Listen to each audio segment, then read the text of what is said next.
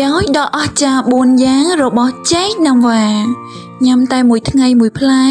ក៏ជួយសុខភាពបានច្រើនដែរក្នុងចំណោមចេកទាំងអស់ចេកណាំវ៉ាគឺជាចេកដែលមានជាតិកាល់ស្យូមខ្ពស់ជាងគេក្រៅពីនេះនៅមានវីតាមីន B1 វីតាមីន C និង B6 ក្នុងបរិមាណស្មើគ្នាប៉ុន្តែអ្វីដែលធ្វើឲ្យចេកណាំវ៉ាមានគុណសម្បត្តិពិសេសជាងចេកដទៃទៀតនោះគឺសារធាតុប្រូតេអ៊ីនអាមីណូអាស៊ីតនិងហ៊ីស្ទីឌីណេដែលចាំបាច់សម្រាប់ការលូតលាស់របស់កុមារដូច្នេះហើយបានជាពេលដែលកូននៅតូចឪពុកម្ដាយគួរតែកិនចេកទុំឲ្យពួកគេញ៉ាំព្រោះវាសម្បូរទៅដោយជីវជាតិនិងវីតាមីនដែលចាំបាច់សម្រាប់រាងកាយខាងក្រោមនេះគឺជាគុណប្រយោជន៍ចេកណាំវ៉ាសម្រាប់ការការពារបញ្ហាសុខភាពផ្សេង1បន្ធូរអាការៈឈឺក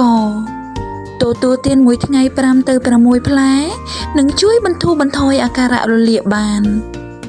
2ជួយបំបត្តិក្លិនមាត់ញ៉ាំចេកណាំវ៉ាភ្លាមក្រោយក្រោកពីគេងហើយសឹងដុសធ្មេញ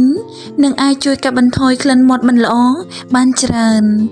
3ព្យាបាលជំងឺក្រពះ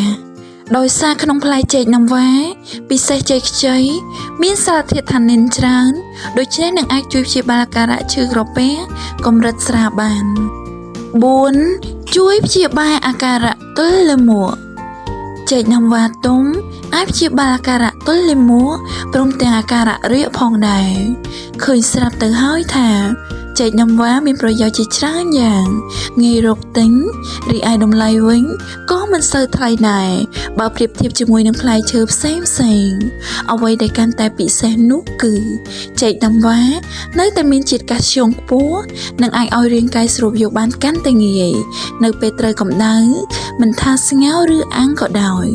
ដូច្នេះបើបានទទួលទានចេកណាំវ៉ាតែមួយថ្ងៃមួយផ្លែនោះក៏ធ្វើឲ្យអ្នកមិនសូវមានជំងឺឈឺស្ងាត់និងមានសុខភាពល្អបានមួយកម្រិតទៀតសូមអរគុណចំពោះការតាមដានស្ដាប់និងទស្សនារបស់អស់លោកអ្នក